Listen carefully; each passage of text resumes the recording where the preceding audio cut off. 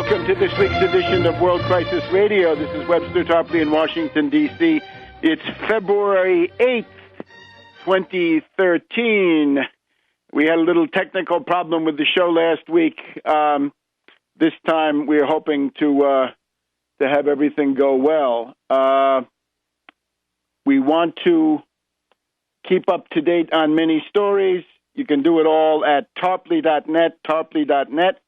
And in terms of the immediate minute-to-minute, hour-by-hour stuff, especially when the crisis hits or the crises hit, there you want to go to Webster G. Tarpley Twitter feed. Now, we're focused on economics. We're looking at the imminence of the sequester. The sequester is a piece of insanity. Roll back the sequester. Cancel it. Call it off. Forget it. Don't cut the Pentagon, not that way anyhow, and don't cut the NIH, the National Institutes for Health. Don't cut life-giving research.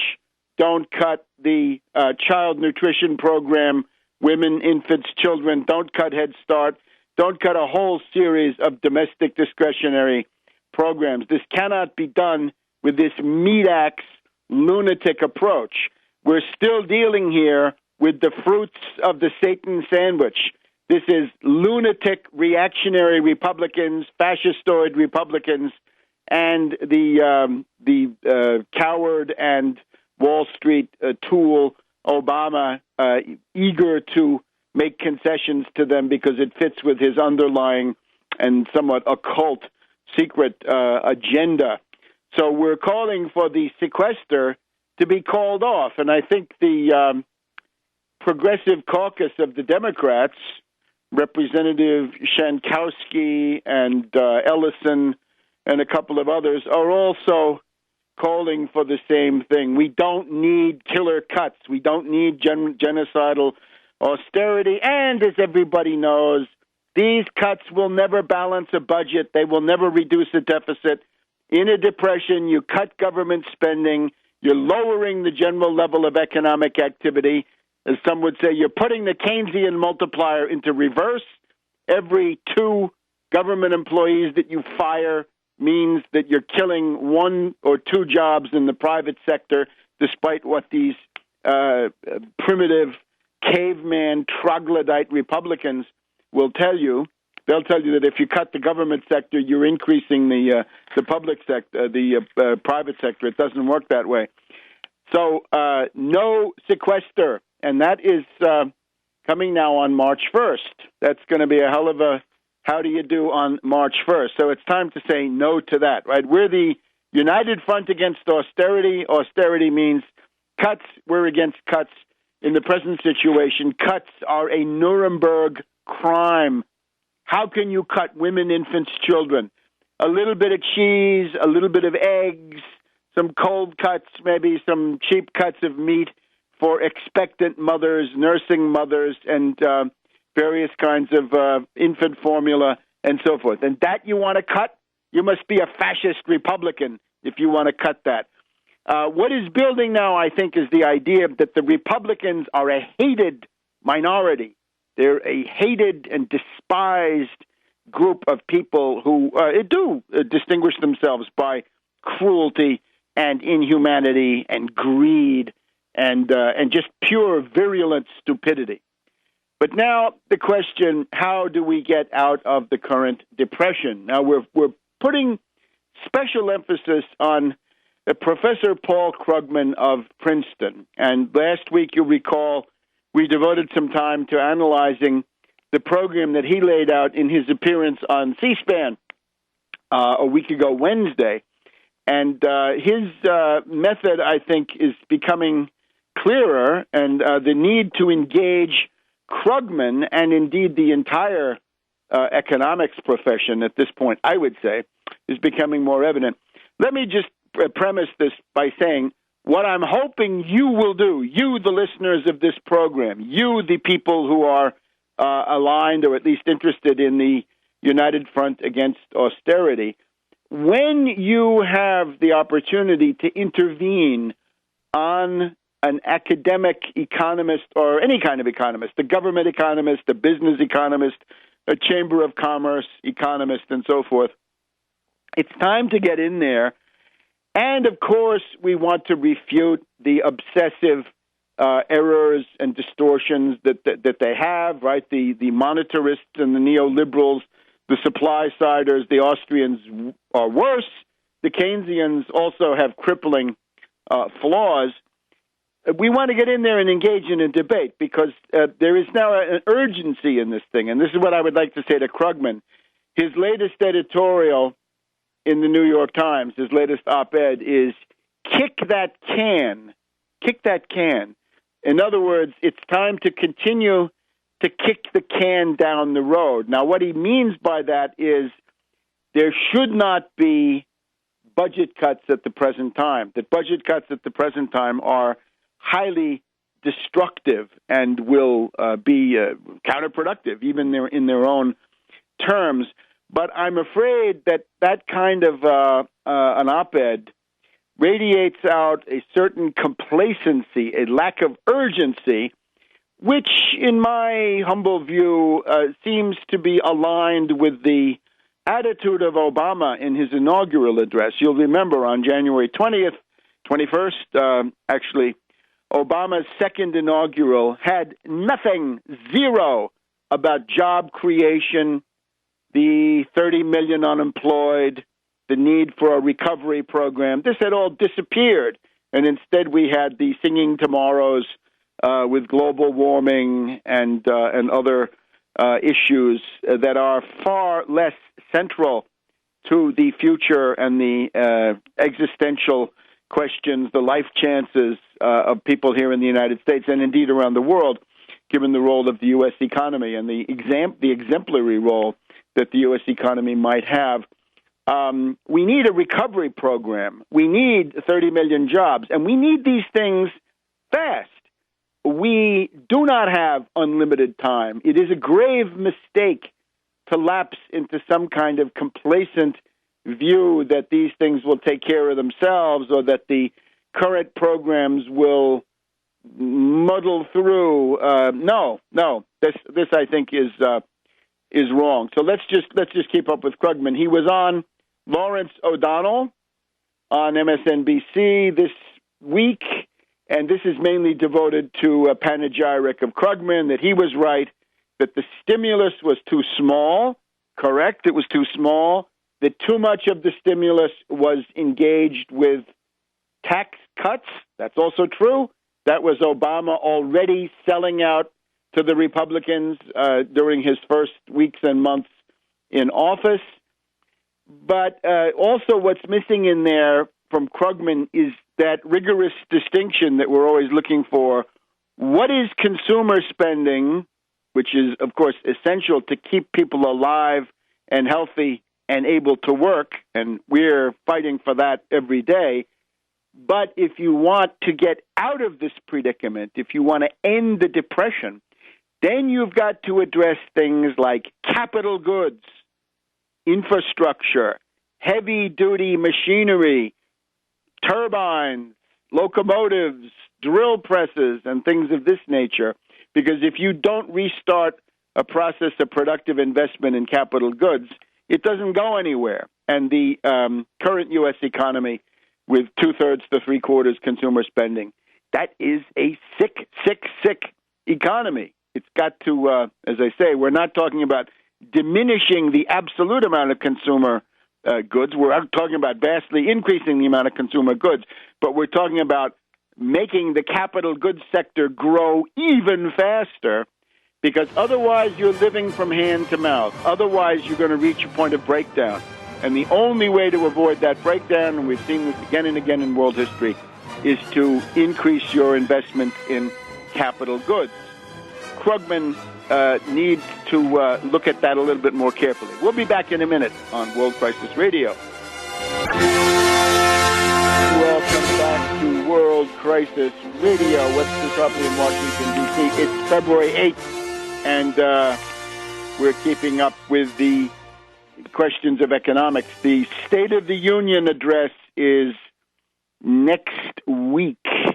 And as we mentioned, the Obama second inaugural, had zero about job creation, and we're trying to agitate to get something into that State of the Union about job creation and about the Wall Street sales tax. So it's time to make some phone calls, to have some crudely hand-lettered signs. We've shown you how to do that. Get that on TV. Get that on the scoreboard somehow. And let's focus again. The most prominent, the most influential economist in the United States at the present time, the one with the op-ed column in the New York Times and the national soapbox, is Krugman. So again, let's follow the lights and shadows here. And it could be much worse, as we pointed out. He admits there's a depression. He acknowledges the need for a recovery program. That's all to the good. On the other hand, the problems of Keynesianism remain. The inability to distinguish between the capital goods, what we would call constant capital investments, and the consumer goods or variable capital investments. This distinction is not delineated with the necessary clarity. So here's the op-ed from this week. Kick that can. He starts with Boehner saying that the U.S. has been kicking the can down the road for 22 years on spending, the alleged spending problem. No, of course, this is ridiculous. Krugman is right to say, start with a basic point. Slashing government spending destroys jobs and causes the economy to shrink. Absolutely right. It's not a debatable proposition.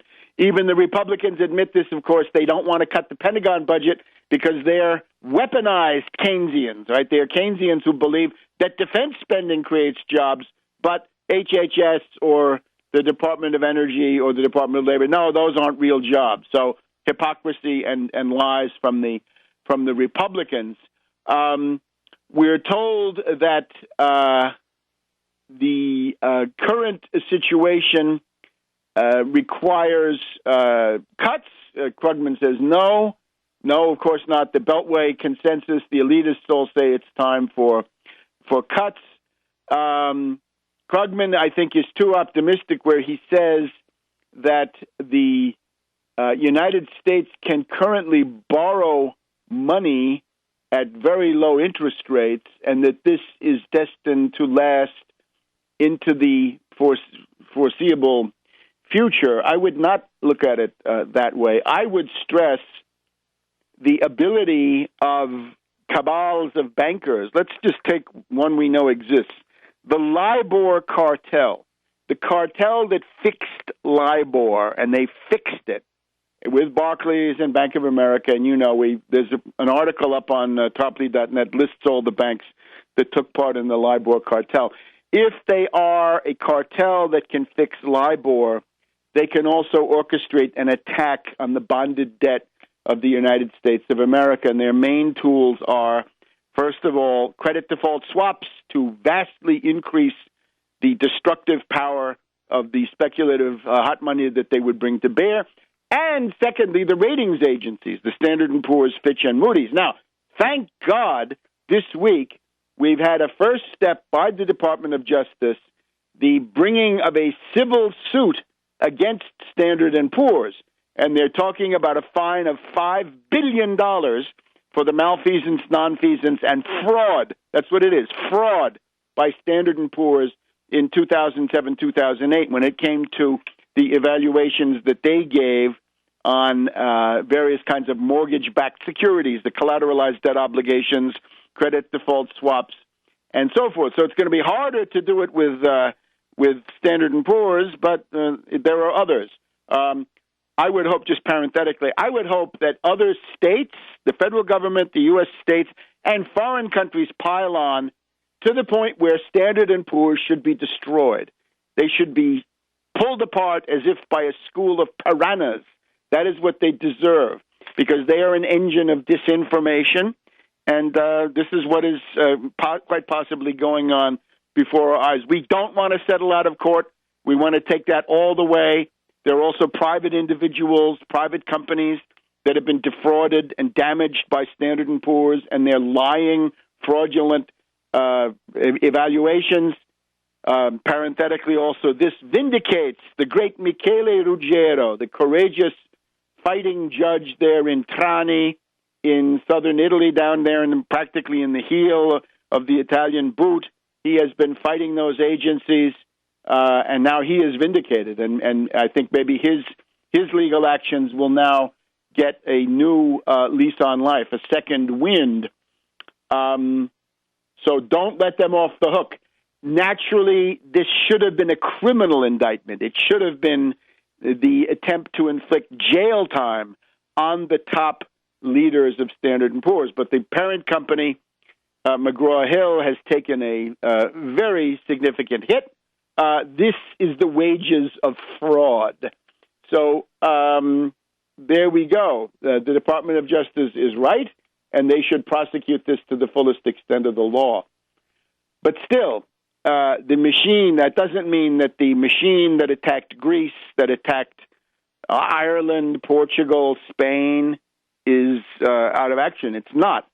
And even though it looks today like the United States can borrow money at very low rates, that the entire world is lining up to buy Treasury bonds, it cannot be excluded that collateralized credit default swaps and ratings agencies and other events, which we cannot predict, could be used to attack the bonded debt of the United States. Now, the other thing that I would call to Krugman's attention and others, there is now the beginnings of a little bit of a patter. It's a pitter-patter. It's like the slander aria in Rossini's famous opera, right? The Barber of Seville, La Calunnia. It starts off very, very low-key. Let's take a look at a couple of things. Financial Times, January 22nd, 2013. From Davos 2013, a warning to emerging market investors. Remember 1994. Watch out for the Fed tightening. That's the message from the Institute of International Finance, the Bankers Club, to investors plowing funds into emerging markets. IIF, Institute for International Finance. It's right down there by the IMF and the World Bank. IIF Managing Director Charles Dallara, Dallara, warned that investors have under-anticipated sudden turns in monetary policy in the past and might do so again. Are we adequately risk-aware? I'm not sure that we are, he says, and he looks back to previous examples, 1994 being one of them. I mean, I'm going to follow this a little bit further. There's a patter about a surprise move by the Fed that could undermine one of the basic premises of Krugman. You got to get the Fed under pressure and preempt whatever they're going to do first. And I'll tell you how. Back in a minute. Welcome back to World Crisis Radio. So Krugman says kick the can down the road. I would say don't kid yourself. It's much more dangerous than you think. That same cabal, banking cartel, oligopoly that fixed LIBOR so blatantly, they're capable of all sorts of things. And it looks like we're now getting straws in the wind that they may be preparing something.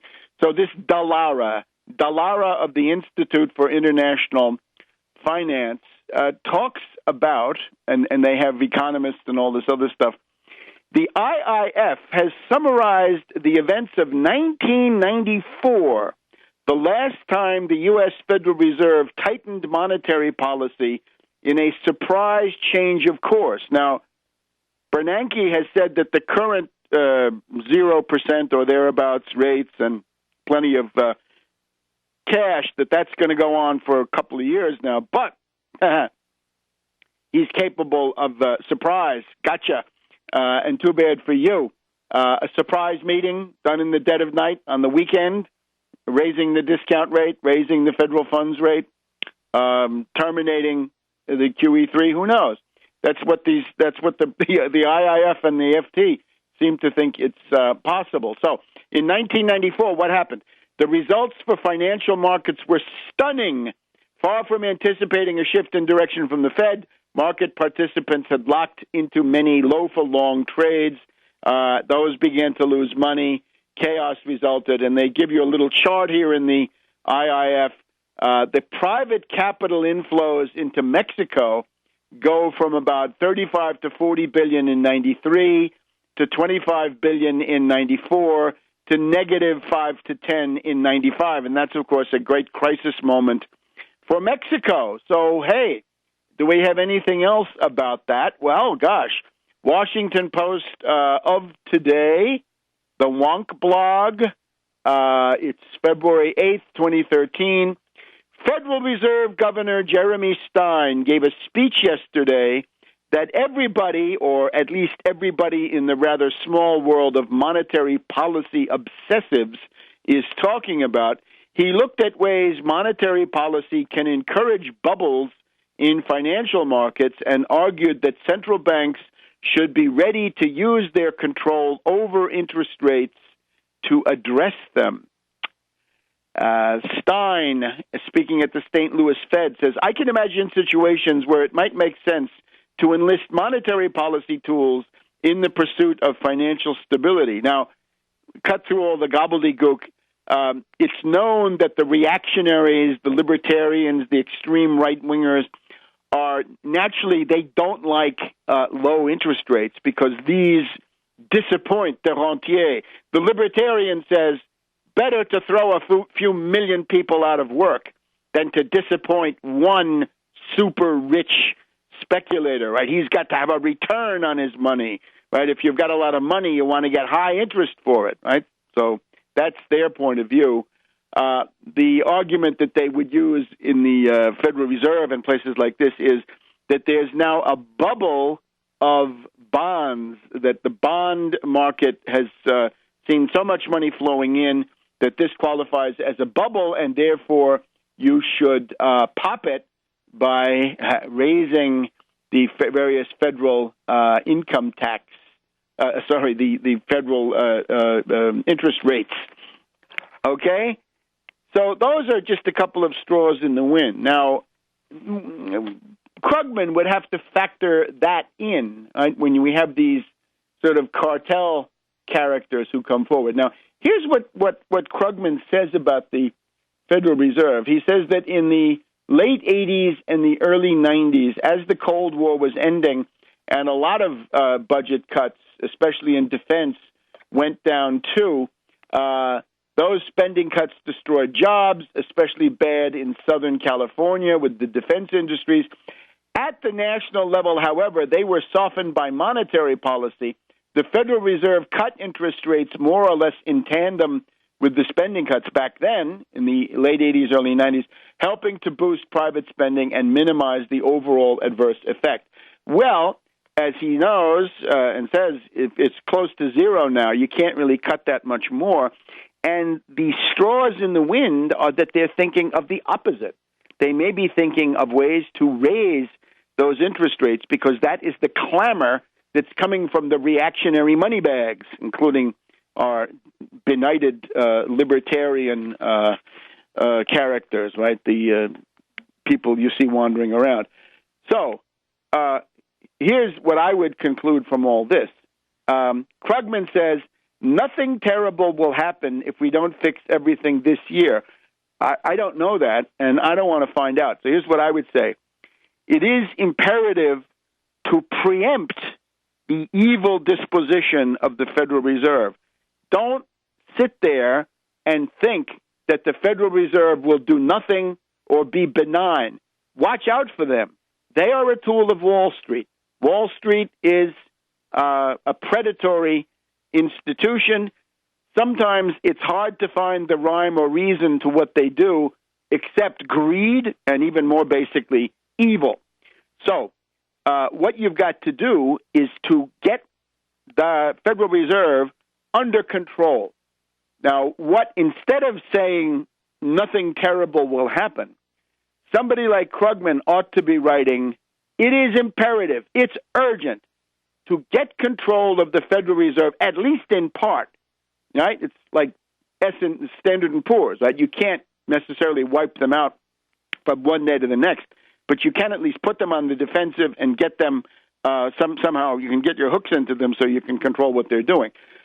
a wise White House, which is what we don't have, a real president, which again we don't have until it's proved to the contrary, a real president would be on the phone to Bernanke saying, look, back in 08, 09, you created all of those credit facilities, the term auction facility, TAF, TALF, primary dealer credit facility, money market fund credit facility, on and on and on, a bunch of them. You lent 24, you had a line of credit which was available to be lent to zombie banks for $25, $30 trillion. We need a recovery now. We need 30 million jobs starting now. Let's get moving at least in that direction. So thank you, Federal Reserve. I'm going to have a press conference and thank Chairman Bernanke for his wise acquiescence and his willingness to open up an infrastructure facility with $3 trillion for starters, and, of course, the New York, New Jersey, Connecticut credit facility with another $1 trillion. And all of this can be done without Congress. That is the fundamental pessimism of Krugman in these television interviews, is that nothing can be done. Well, you've got those reactionary Republicans. Well, you've got the fascist Tea Party. That's not good enough. And we cannot allow this malignant force to paralyze the federal government. What kind of stuff is that? Now, Krugman, of course, he is the worthy successor of Keynes in terms of his zingers, right? Keynes was famous for his formulations, right? The economic consequences of the peace. He's got this thing about squeezing Germany until the pips squeak. The economic consequences of Mr. Churchill, that's another funny one. He's got the curse of Midas from things that he wrote after the British defaulted on gold payment in September 1931. He's quite a phrase maker.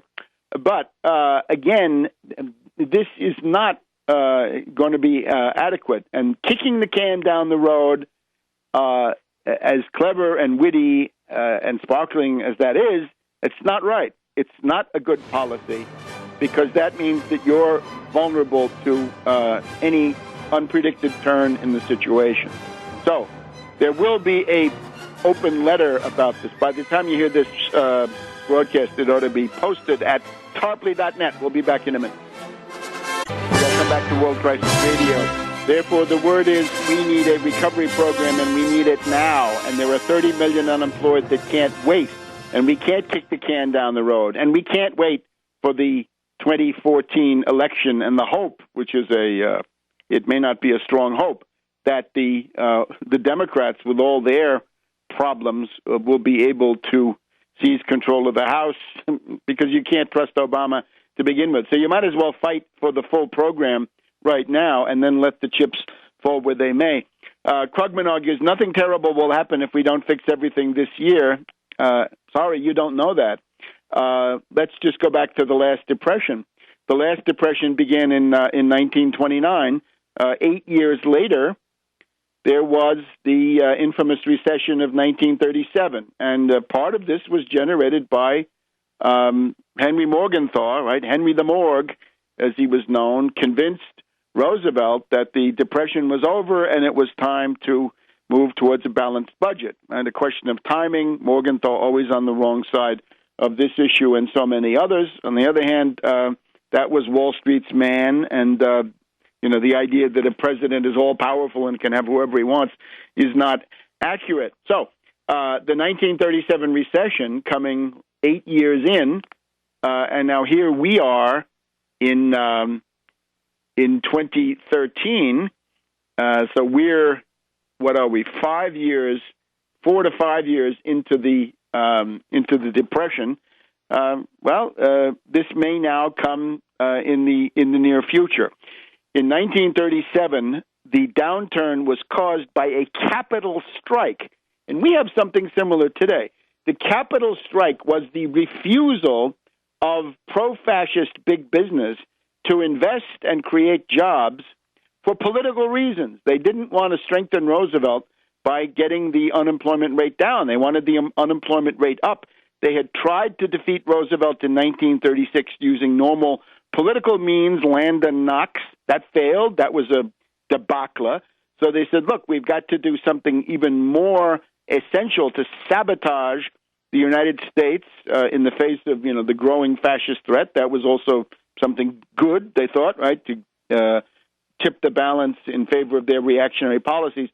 So, according to Harold Ickes, the old curmudgeon Secretary of the Interior, and according to Robert Jackson, at that time in the Justice Department, these plutocrats said, we're going to stop investing. We're going to deliberately hoard cash with the hopes of weakening Roosevelt, maybe taking over the Congress in 1938, and then finally stopping him, getting him out. Of course, they didn't expect a third term. They wanted to rule that out. Jackson, of course, had so much experience with homegrown American fascists that he was well suited for his role at the Nuremberg trials, right? And if we'd ever had the second round of Nuremberg, the economic crimes, in addition to the government crimes and the Nazi Party crimes, this would have been Jackson once again. So you get the idea. Nothing terrible will happen if we don't fix everything this year. I hope that doesn't go down as famous last words. Anyway, the thing that is necessary is to build awareness among economists, among politicians, that a recovery is yours for the asking anytime you want it. And you've simply got to get your guts together, man up, put that call through to Bernanke. This can be done by a president. It could be done by a secretary of the Treasury. It could be done by a cabal of senators and congressmen. It can be done, certainly a lot of it could be done by an association of economists. I'm amazed that there's not a group of economists out there demanding what we might call the Lautenbach-Voitinsky solution. Voitinsky, of course, perfectly respectable U.S. economist at the end of his life with the 20th Century Fund. W.S. Voitinsky, that program which they proposed in 1931. Suppose you go back to the meeting of the Friedrich List Society in Berlin in September 1931, or the meeting of the German Trade Union Federation, which we have some idea what went on in that meeting, the infamous role of Hilferding in particular. The people who took part in that meeting really didn't know, those meetings, they didn't know that within 1.5 to 2 years, Hitler would be seizing power. They didn't know that. They were probably telling themselves nothing terrible will happen if we don't fix everything in 1931 or 1932. But then 1933 held some surprises. Now, United States is not comparable to this necessarily, but the minefields are all around us. The credit default swaps are still there. The LIBOR cartel is still there. The plutocrats are in a capital strike. I don't think there's any doubt. We're told that $2 trillion are being hoarded. We ought to have an undistributed profits tax to coax that out. We ought to have another tax about withholding money overseas. The one positive thing, just to move away from this, and is the Standard & Poor's, right? The idea that Standard & Poor's is finally called to account. Maybe criminal prosecutions can derive from cover-ups as they are discovered. Remember, what gets you is not the crime, it's the cover-up. And maybe that will apply to Standard & Poor's too, and maybe that can be exposed in the course of a trial. But there's got to be a trial. Holder and the rest of those people must be put on notice. No settling out of court, no softness. We just had the departure of this guy, Lanny Breuer, a real sad story at the Department of Justice. He was a top prosecutor under Holder now and others, long career. He's asked, how come nobody in Wall Street, nobody went to jail for the world derivatives panic of 2007, 2008? And he said, I was having nightmares. I was asleep. I was awake at night, worrying that I couldn't dare do this, because if I indicted a big bank and the executives of a big bank, then there would be a world panic and everything would come crashing down. All right, that's known as too big to fail, and we actually have a reactionary cabal. We have this guy Fisher from the Dallas Federal Reserve who calls attention to the fact that less than 0.5% of the banks, I think it's something like 0.2% of the U.S. banks have 69% of the so-called assets, meaning derivatives in most cases. But there it is, right? So there is a movement, left and right, maybe more right than left, I don't know. But there is some sentiment to break up the too big to fail banks. The statistic that 0.2% of the banks have 69% of the so-called assets, that's a prima facie argument to break them up under Sherman antitrust and Clayton antitrust. That's clear. Apply the antitrust laws if you can't apply anything else. But even that is rendered inoperative by this awful too big to fail situation. All right. We are still under the spin-offs of the Satan sandwich, and one of them, which we'll be talking about increasingly, the United States Postal Service has got to be saved, and this is a simple thing. And what you're seeing is a brainwash campaign.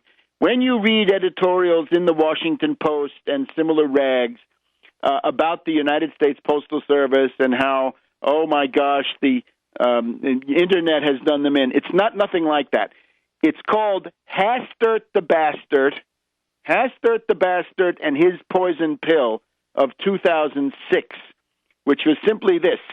The reactionary Republicans, these lunatics, these saboteurs and wreckers of the United States, right? This fifth column of alien and destructive influence, they want to privatize the Postal Service. So what they said was, the Postal Service will have to pay 75 years of retiree benefits, pensions, and medical benefits in 10 years. So instead of paying 1 year at a time, every year the Postal Service has got to pay 7.5 future years, and ultimately they want that pot of money to be there for a raider when the thing is broken up and privatized. Stop it. No. And we'll be back in a minute on World Crisis Radio. Welcome to the second hour of World Crisis Radio. Webster Tarpley in Washington, D.C. It's February 8th, 2013. So the United States Postal Service must be saved.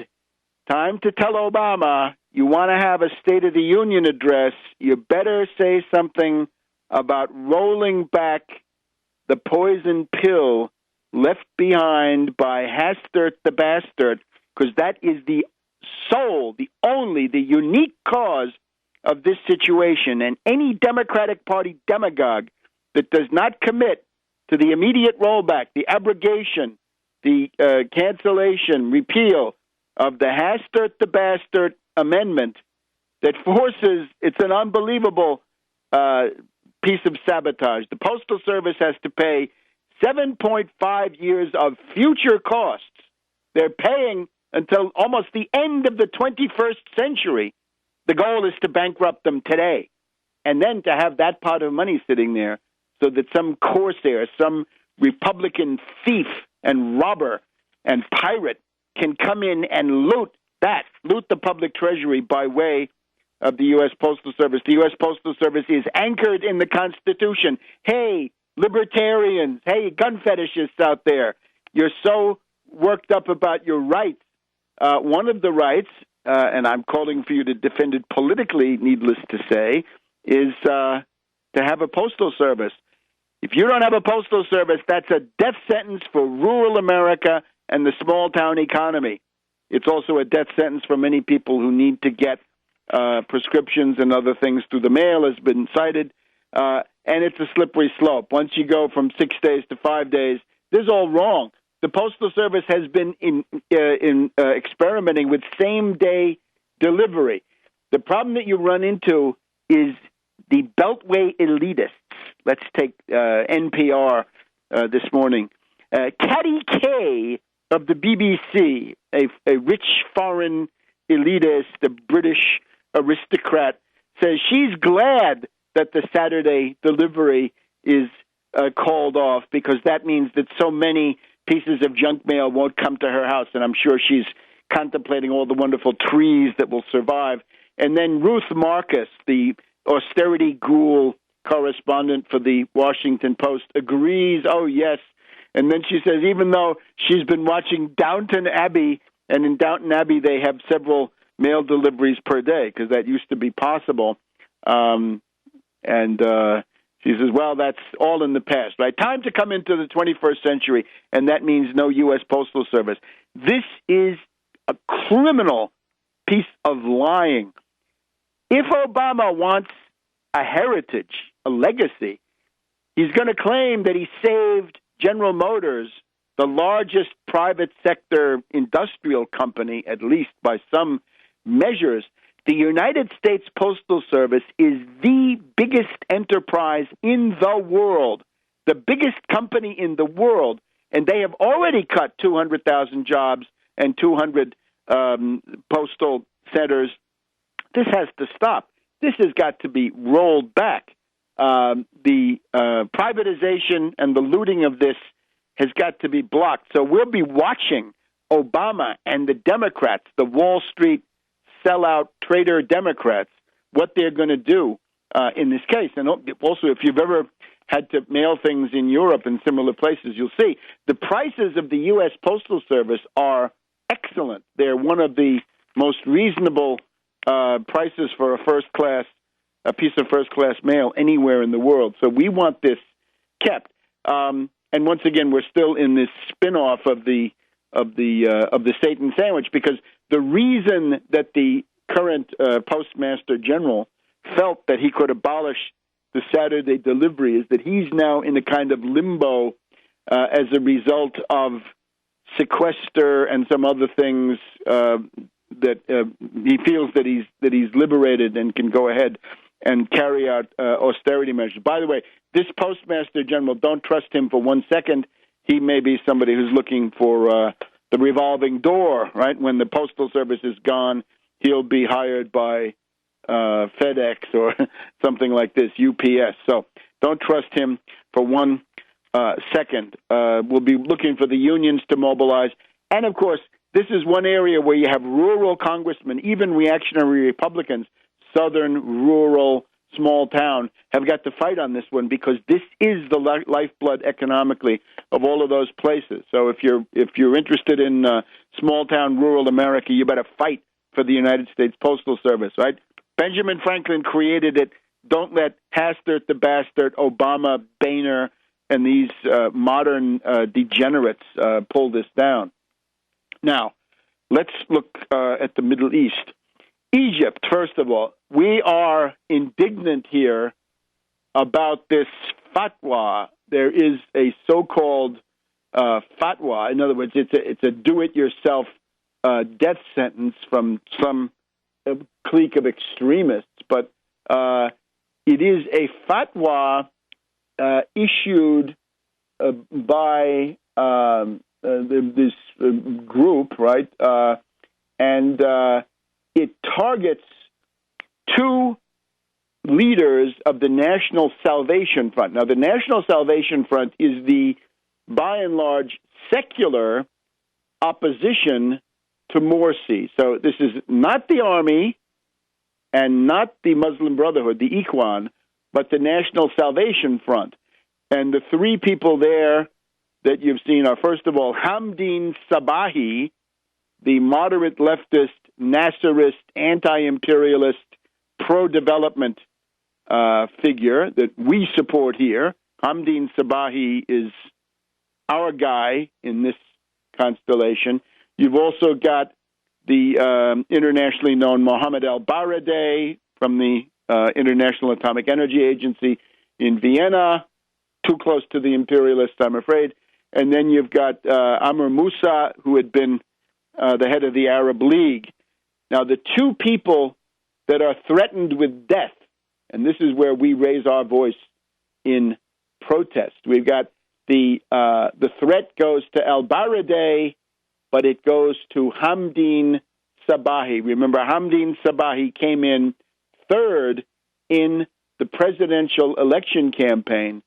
This is by far, Sabahi, the best deal for Egypt at the present time. And we got the fatwa has been issued by Mahmoud Shaban, and he says that Baradei and Sabahi have been setting Egypt on fire to gain power.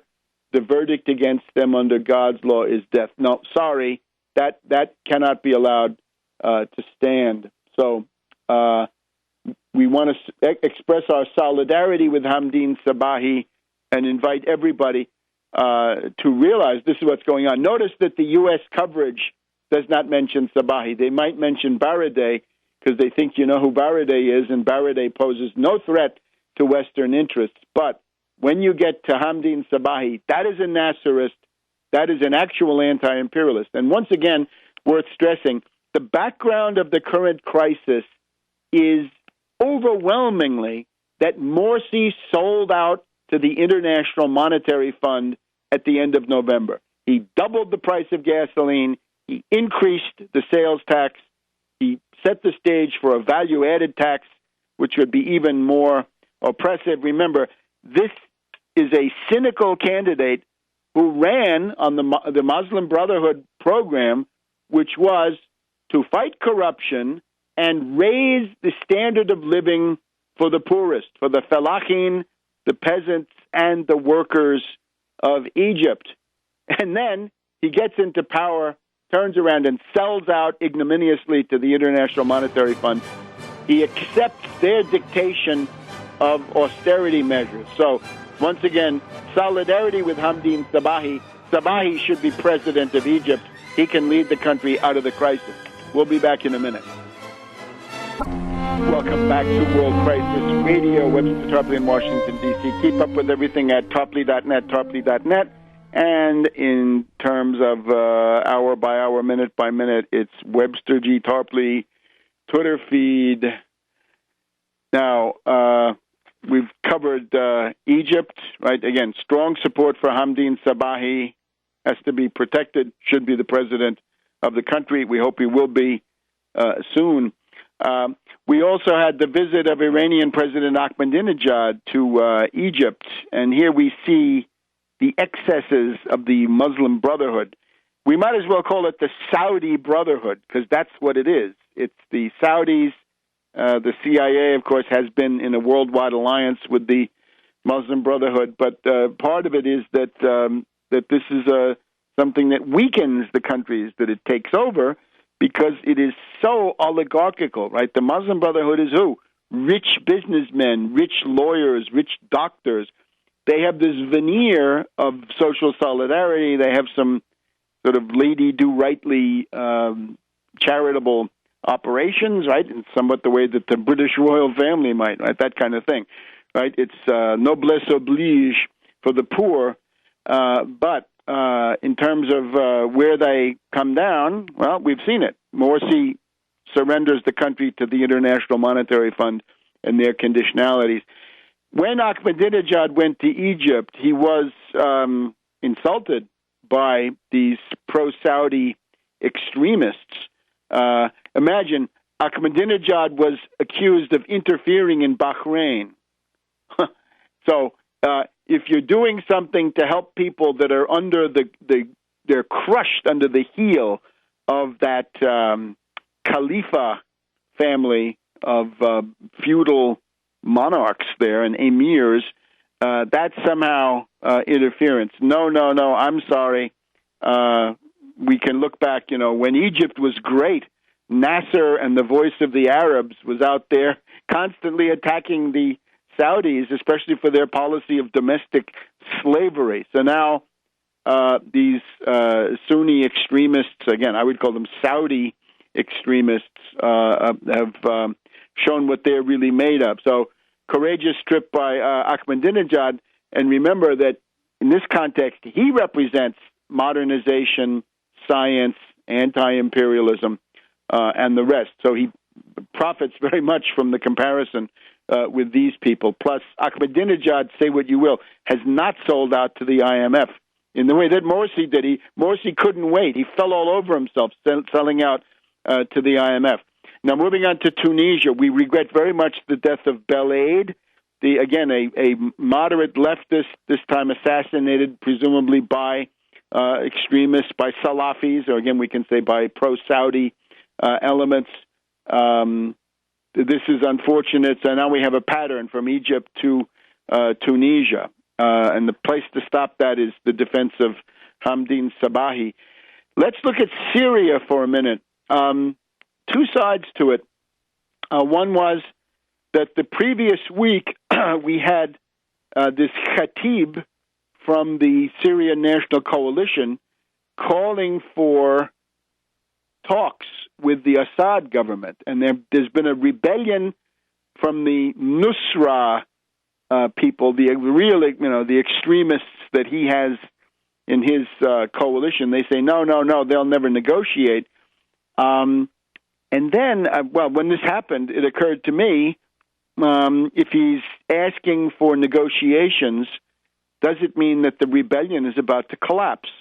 And I don't know still whether the rebellion is about to collapse. So Khatib wants negotiations, and then, interestingly enough, we get the Israelis publicly signaling that they're considering creating a buffer zone inside Syria, that is, on the Syrian side of the border, taking over, in effect, Syrian territory, and that would then be used to shelter the death squads and the NATO forces that apparently aren't doing so well. So I now see two straws in the wind suggesting that the rebellion in Syria may be in real trouble. And we've talked about the reasons why, right? A lot of the jihadis that they could have drawn on have been siphoned off now in the direction of Mali and Algeria. And we've got, defeatism and doubt growing in Turkey, in Jordan, in Saudi Arabia, inside the royal family itself. The question still remains, and after this Israeli blip that the Israelis are considering intervening directly, right? With the Israelis, of course, did intervene with some kind of a bombing of a research facility and or some trucks carrying something, presumably. We don't know that, but these two things together suggest that there is anxiety in NATO circles about the rebels. Can the rebels hang on? Will the rebels collapse? Stressed constantly on the program that the pool of patsies and dupes, fanatics, psychotics, mercenaries, double agents, and all the rest, drug addicts, whatever they are, the people who are willing to go and fight in Syria is a finite pool. And although it draws on a big part of the world, right, from Morocco to Indonesia and from Somalia to Chechnya, eventually, if the Syrian army is killing them at the rate that we seem to see, then, then you get to the bottom of the barrel on that. Now, here's the other thing. Washington Post and others today. The question of arming the Syrian rebels and Obama's reluctance to do this also bears directly on this question. How long can the rebels hold on? We are told in the Washington Post of today that not so long ago, relatively recently, let's see, last year, so sometime in 2012, we had a situation where Panetta and Dempsey, the head of the Joint Chiefs of Staff, so the Secretary of Defense, Panetta, and Joint Chiefs Chairman Dempsey favored a plan by Petraeus, General David Petraeus, the head of the CIA, the top warmonger, the top Bonapartist, now limogé, right, now kicked out, thank God, before he could pull a coup or do something. Petraeus had a plan to arm the Syrian rebels, like, giving those Stinger missiles to the Mujahideen in Afghanistan and things like this, except this time it'll be turned against you before you know it. So Petraeus comes forward and says, wow, I have a great idea. Let's arm the Syrian rebels. Panetta and Dempsey say, great idea. And Hillary says, great idea. And Obama, according to this report, says no. Isn't that interesting? Is that true? Well, we'll be looking into it. We'll be back in a minute on World Crisis Radio. Welcome back to World Crisis Radio. Webster Tarpley here in Washington, D.C. Since we're talking about Petraeus, of course, let me remind you, if you don't have a copy of Just Too Weird, Bishop Romney and the Mormon Takeover of America with Polygamy, Theocracy, and Subversion, you absolutely need to read that book. You got to have that in your library, because that was part of the faction around Petraeus that seems to have made a grab for power in some way under the cover of the presidential election last year. We're hoping that that various people who traditionally have looked into these things will hopefully look into them. Petraeus had a plan to arm the rebels in Syria. Now, think of the breathtaking lunacy of this, because you're talking right at the Mediterranean, right? You're even close to Israel. You'd think he'd be worried about that, but no. Push ahead. Panetta says yes. Dempsey says yes, and of course Hillary, in her exquisite weakness, she's got to be the biggest warmonger, the most extreme in the room, and that is, of course, weakness. She has to say yes also. All say yes. Obama says no. And apparently it may be Obama joined by Donilon. Now, Donilon, the head of the National Security Council, is widely criticized as a political hack.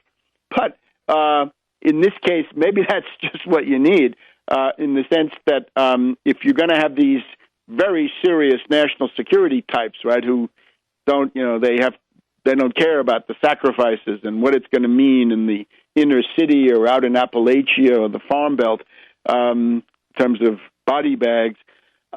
You maybe LBJ wished he had a political advisor saying, don't do it, you're going to destroy your presidency. In other words, somebody looking specifically at the political interest of Obama, right? If we can't have a defense of the national interest, well, maybe at least we could have the defense of somebody's personal career interest, right? Maybe that can help us to some extent. And that may be what Donilon provided. What did Brennan say about this? Of course, that's what we'd really like to know. We'll talk about Brennan in a minute, right? The guy who's supposedly going to become head of the CIA. So the U.S. has given $355 million in humanitarian aid, and they have given weapons, of course. We know they've given weapons, but in terms of the game as reflected in the pages of the mainstream press, the Washington Post and the New York Times, officially the U.S. has not given weapons. And they'll say, well, we routed weapons in, but those were paid for by Qatar or the Saudis or somebody else. So that's interesting. And again, if it takes an instinct of personal self-preservation to say no to the warmongers, that's fine. But now think of it.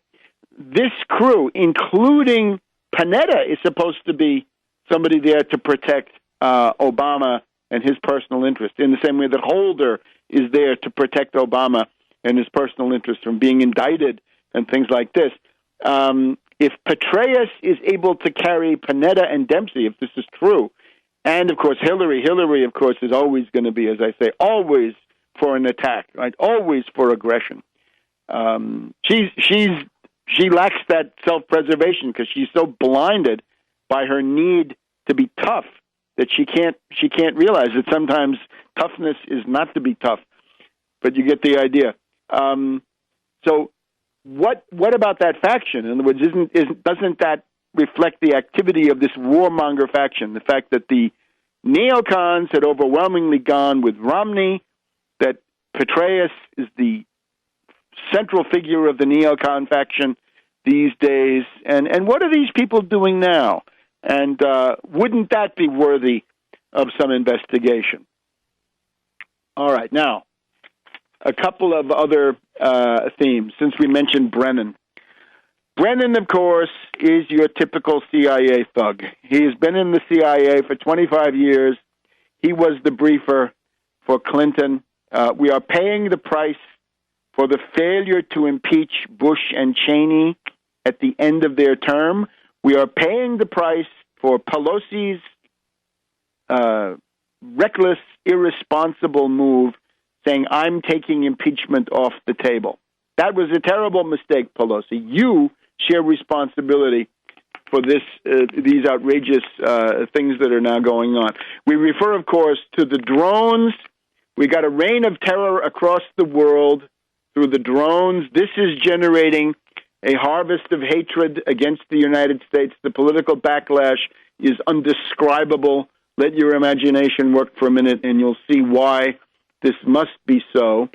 Brennan is Mr. Drone. He is the architect of this depraved, cowardly, illegal, unconstitutional program. And, of course, it's not like any new things were unearthed. Since about June, since David Sanger came out with his book, we've known about the Terror Tuesdays in the White House, where Brennan, Donilon, Obama, and a couple of others sit around a table, and they draw up proscriptions, meaning lists of people you're going to kill. The terror czars come together, they make up their kill list, and the drones are dispatched. American citizens, yes. Awlaki. Well, we know who Awlaki was. He was Awlaki, the CIA lackey. He was a U.S. double agent, but he's still an American citizen. You can't just liquidate him like that. So that's a crime. And his young relative, the 16-year-old kid who was also killed, that's another crime. And we wonder why they were in such a hurry to liquidate their own double agent. That's another interesting thing. Awlaki, of course, had been used to sheep dip Major Hassan of Fort Hood, Mutalab, the Christmas Day bomber, but apparently he had reached the end of his usefulness. This, however, these important considerations retreat into the background for the moment, in the sense that, again, American citizenship got to mean something, and even more broadly, the policy of the drones is absolutely criminal and bankrupt. I would say out of this we get two or three things maybe that ought to be done. The most obvious thing would be that these distinguished senators that we've seen pontificating, we've seen Senator Wyden of Oregon talking about the checks and balances, the wonderful checks and balances. You get the impression that these pompous senators are more concerned about the fact that they weren't told, that they weren't given the memos, that they weren't given the kill lists, that they were not kept up to date on what was happening. They're more concerned about the slight to themselves than about the actual human carnage and the killing of U.S. citizens. And the result of therefore is that they're going to approve Brennan. They're not going to reject him. So I would say the first thing you ought to do, if you take this seriously at all, you would have to say, Brennan, you want to become head of the CIA. You, Brennan, are heavily implicated in waterboarding, and in the course of the hearings, he refused to condemn waterboarding as torture. It is torture. Again, take the way you can test that is, if the other side does it to you, is waterboarding torture? Oh, of course it is. Well, then it's torture both ways. It's torture no matter who does it. So Brennan has that background. Brennan is then the architect of the Terror Tuesdays and the entire drone system, that Obama has killed more people with drones by far than Bush Cheney in his first term. So vote no on Brennan. That would be the first thing to do. A couple of other things to do. We'll specify them in just a moment. Welcome back to World Crisis Radio. Webster Tarpley in Washington, D.C., wrapping up our program for February 8th. The Brennan hearings. If you take the crimes of Brennan seriously, you've got to reject Brennan as head of the CIA. Isn't that somewhat elementary? The second thing that emerges, I think, from these proceedings, it is now time to repeal, to end the 9/11 resolution. That is to say, several days after the 9/11 attacks, the Congress passed a blank check. It's the new Gulf of Tonkin resolution, much worse in many ways. The authorization to use military force, which is the general authority under which all the totalitarian, police state, liberticide measures are taken. The 9/11 resolution, you'll remember out there, you libertarians, the one Ron Paul voted for. Ron Paul was for it. He was for it before he was against it, but unfortunately he was for it when it was a question of getting it enacted, and he supported it at that time. So this is the basis for the whole thing, not just the outside wars, but the internal police state stuff. So reject Brennan, repeal the September 2001 authorization for the use of military force. The other one, the deeper underlying one, is when the CIA fails and fails and fails and kills and kills and kills, isn't it time to break up the CIA? This is what John F. Kennedy wanted to do. He said he wanted to smash the CIA into 1,000 pieces in preparation for this. He fired Allen Dulles. He fired Bissell. He fired Cable. He fired a whole cabal, in somewhat the same way that Obama has had to do this. So therefore, isn't it time to contemplate that? Isn't it time for a new church committee, but even more radical than church, since church pulled his punches on a number of points, useful as his role was. Remember that the current Senate Intelligence and House Intelligence Committees, those are byproduct of the Pike and Church Committee hearings of the 1974-75 period, right? And the international assassinations, the Rockefeller Commission on the CIA, leading to an executive order by Gerald Ford that you can't kill foreign heads of state, which I believe is still in force, although Obama can override this anytime he wants to. So those three things: reject Brennan, end the state of war. There was even a little while ago a paper from a former lawyer out of the Pentagon who talked about the fact that it is now time to think about rescinding, ending, repealing that September 2001 authorization to use military force. Iraq has come to an end. Afghanistan will come to an end. Rather than multiply these drones all over Africa, is it not time to end this and to go back to the War Powers Act, at least, which would set some kind of a limit? Now, the remedies proposed by the senators are just laughable. Senator Wyden, his program is, you should be notified. If the government is planning to kill you, they should give you a chance to present your side of the story. In other words, you could say, you've got the wrong man, or not me, it's that other guy, right? Or, there's a million people with the same name. Not very inspiring. Feinstein, creature of the regime par excellence, she wants to have a new special star chamber, right? The star chamber, infamous from British history, is the place where the death sentences were promulgated, right? The proscriptions, but more recently, the FISA court, right? The wiretap court. If you want to get a wiretap, you're supposed to go through the FISA court. They haven't done it much in the past 10 years, but they sometimes do it.